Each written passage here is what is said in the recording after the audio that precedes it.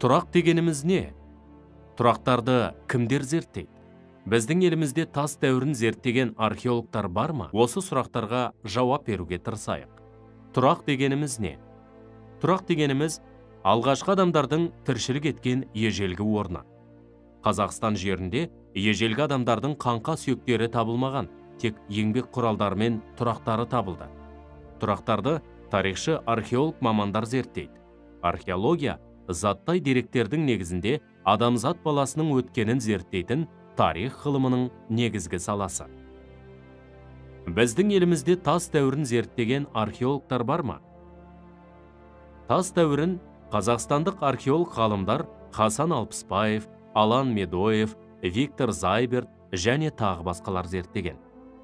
Елімізде тас дәуіріне жататын ескерткіштердің арнайы зерттелуіне 1946 жылы құрылған Қазақ-КСР ғылым академиясы үлкен үлесін қосты.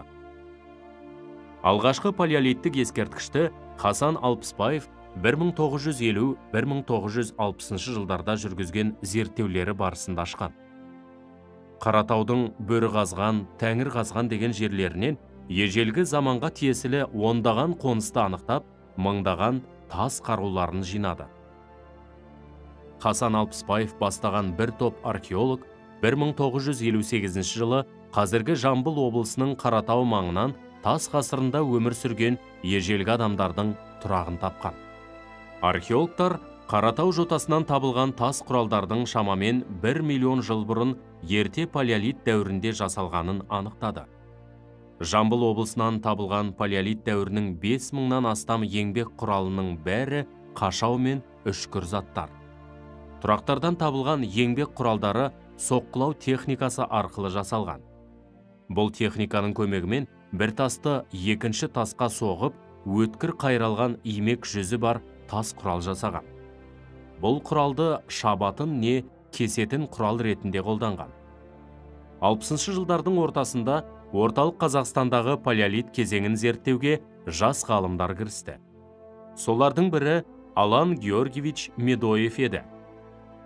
Хасан Алпысбаевпен бірге Арыстанды қонысынан табылған тарихи артефактілерді зерттеу барысында Алан Медоев палеолит адамының Қазақстан жерінде қоныстануы соңғы миллион жыл бойы жүрді деген батыл болжам жасады. Алан Медоев қазақ тарихшыларының ішінен алғашқы болып, Құдайкөл қонысынан миллион жылдан асатын тарихы бар 10-нан астам тас шапқы, бірнеше қырғыш пен нуклеустер тапты. Ол батыс, шығыс және орталық Қазақстандағы ерте палеолиттік ескерткіштерді ашты. Сондай-ақ Алан Медоев Қазақстанды мекендеген кейінгі палеолит тайпаларының тау шатқалдарындағы қашап салынған суреттерді, петроглифтерді зерттеген. Картада барлық белгілі тұрақтар Каспий теңізі мен өзен алқаптарында, тау бөктерінде орналасқан.